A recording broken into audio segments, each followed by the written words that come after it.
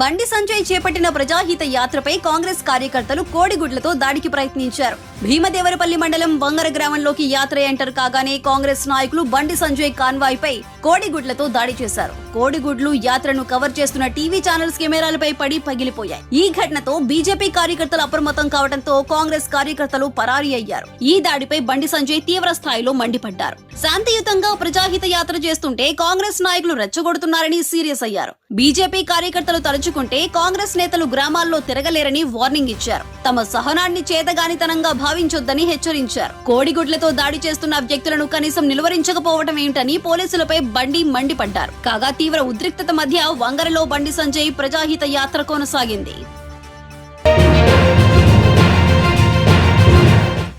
జనసేనాని పవన్ కళ్యాణ్ కు తాను పోటీ చేసే స్థానంపై ఇప్పటికీ స్పష్టత రావటం లేదు. గతంలో భీమవరం నుంచి పోటీ చేసిన పవన్ కళ్యాణ్ ఈసారి అక్కడి నుంచి పోటీ చేసేందుకు విముఖత చూపుతున్నట్టు తెలుస్తోంది. భీమవరంలో వైసీపీ అభ్యర్థి గ్రంథి శ్రీనివాస్ కే విజయావకాశాలు ఎక్కువగా ఉన్నాయని పలు సర్వేలు వెల్లడిస్తున్న నేపథ్యంలో జనసేన సందిగ్ధంలో పడిపోయినట్లు సమాచారం. గ్రంథి శ్రీనివాస్ కూడా ఆషామాషి నాయకుడేం కాదు.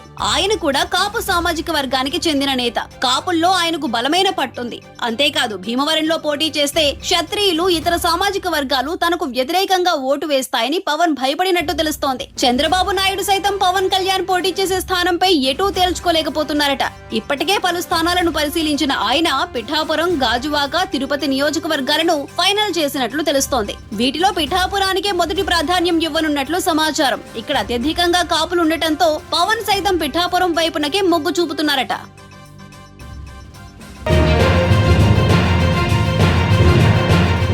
టీడీపీలో టికెట్ చిచ్చు చల్లారటం లేదు. సీనియర్ నేతలకు సైతం చంద్రబాబు హ్యాండ్ ఇవ్వడంతో వారంతా మండిపడుతున్నారు. ఇప్పటికే పలు జిల్లాల్లో అసంతృప్తి రాజుకుంటుండగా తాజాగా నెల్లూరు జిల్లా ఉదయగిరిలో నేతల మధ్య పోరు బయటపడింది. తాజాగా టికెట్ ఆశించి భంగపడ్డ మాజీ ఎమ్మెల్యే బొల్లినేని రామారావు తన అనుచరులతో ఆత్మీయ సమ్మేళనం నిర్వహించారు. ఈ సందర్భంగా సంచలన కామెంట్స్ చేశారు. ఈసారి ఎన్నికల్లో ఖచ్చితంగా పోటీ చేస్తానని, టీడీపీలో బ్రోకర్లు రాజీ మేలుతున్నారని ఆగ్రహం వ్యక్తం చేశారు. టికెట్ రానందుకు బాధ లేదని, కానీ చంద్రబాబు అనుసరించిన విధానం నన్ను కలిచివేసిందన్నారు. ఈ సందర్భంగా కన్నీటి పర్యంతమయ్యారు బొల్లినేని. చంద్రబాబును అపాయింట్మెంట్ అడిగినా ఇవ్వలేదని, అది తనను తీవ్రంగా కలిచివేసిందన్నారు. ఏ నిర్ణయం తీసుకున్నా పోటీలో ఉంటానని, టీడీపీలో రియల్ ఎస్టేట్ వ్యాపారంలాగా బ్రోకర్లు టికెట్లు ఇప్పిస్తున్నారని షాకింగ్ కామెంట్స్ చేశారు. ఉదయగిరి టీడీపీ టికెట్ ను ఎన్ఆర్ఐ కాకర్ల సురేష్ కి ఇస్తారని ప్రచారం జరుగుతోంది. ఈ నేపథ్యంలో బొల్లినేని ఏర్పాటు చేసిన ఆత్మీయ సమ్మేళనానికి ప్రాధాన్యత సంతరించుకుంది.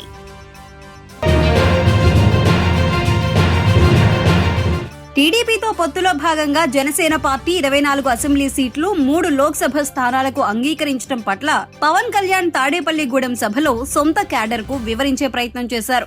మనకు పోల్ మేనేజ్మెంట్ ఉందా? టీడీపీ లాగా మనకు సంస్థాగత బలం ఉందా?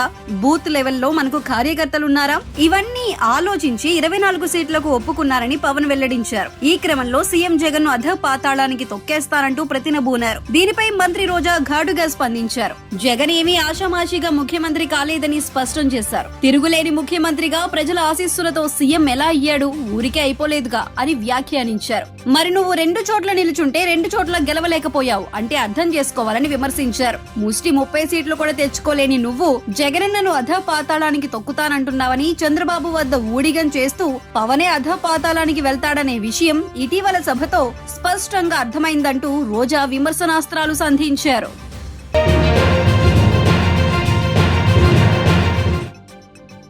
వైసీపీ పాలనలో అన్ని వర్గాల సంక్షేమమే లక్ష్యంగా సాగిస్తున్న సీఎం జగన్మోహన్ రెడ్డి ప్రభుత్వం వైఎస్ఆర్ పెన్షన్ కానుక పథకాన్ని ప్రతిష్టాత్మకంగా అమలు చేస్తున్నారు. ఈ పథకం ద్వారా వృద్ధులకు, వికలాంగులకు, వితంతువులకు, కళ్లుగీత కార్మికులు, చేనేత కార్మికులు, మత్స్యకారులు, ఏఆర్టీ, చెప్పులు కుట్టే వారి జీవితాల్లో వెలుగులు నింపుతున్నారు. ప్రతి నెల వారికి పెన్షన్ అందిస్తున్నారు. ఇటీవల వారికి అందించే మొత్తాన్ని 3,000 రూపాయలకు పెంచారు. అంతేకాదు ఈ పెంపు ఏటా ఉంటుందని ఇటీవల కేబినెట్ భేటీ అనంతరం సీఎం జగన్ మరోసారి ప్రకటించారు. తమ పార్టీ అధికారంలో ఉన్నన్నాళ్లు ఈ పథకాన్ని కొనసాగిస్తామని స్పష్టం చేసిన విషయం కూడా తెలిసిందే.